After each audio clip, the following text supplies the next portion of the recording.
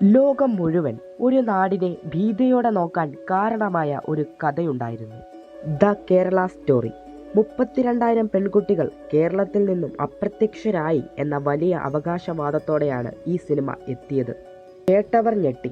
പലരും നമ്മുടെ നാടിനെ സംശയത്തോടെ നോക്കാൻ തുടങ്ങി. പക്ഷേ ഈ കണക്കുകളുടെ സത്യാവസ്ഥ എന്താണെന്ന് നമ്മൾ എപ്പോഴെങ്കിലും ചിന്തിച്ചിട്ടുണ്ടോ?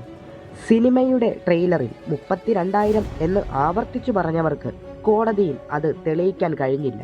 ഒടുവിൽ ആ വലിയ സംഖ്യ വെറും 3ലേക്ക് ചുരുങ്ങി. 3 പേരുടെ ജീവിതത്തെ എങ്ങനെയാണ് 32,000 പേരുടെ കഥയായി ഇവർ മാറ്റിയത്? ഇതൊരു ചെറിയ കാര്യമല്ല. ഒരു നാടിനെ മുഴുവൻ ഭീകരവാദത്തിന്റെ നിഴലിൽ നിർത്താൻ ബോധപൂർവം നിർമ്മിക്കപ്പെട്ട കണക്കുകളായിരുന്നു അത്. അതിലുപരി നമ്മുടെ വിശ്വാസങ്ങളെയും ഭക്ഷണ രീതികളെയും വരെ ഈ സിനിമയിൽ ആയുധമാക്കി മാറ്റി.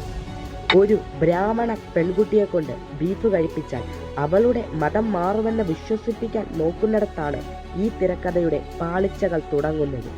കേരളം എന്താണെന്നും ഇവിടുത്തെ മനുഷ്യർ എങ്ങനെയാണെന്നൊന്നും അറിയാത്തവർ എഴുതി വെച്ച ചില കെട്ടുകഥകൾ മാത്രമാണിത്. ഇതിൻ്റെ ബാക്കി സത്യാവസ്ഥകളും നമ്മുടെ യഥാർത്ഥ മതേതരത്വവും അടുത്ത ഭാഗങ്ങളിൽ കാണാം. ഇതുപോലെയുള്ള കൂടുതൽ കാര്യങ്ങൾ അറിയാൻ ഈ പേജ് ഇപ്പോൾ തന്നെ ഒന്ന് ഫോളോ ചെയ്ത് വെച്ചോളൂ.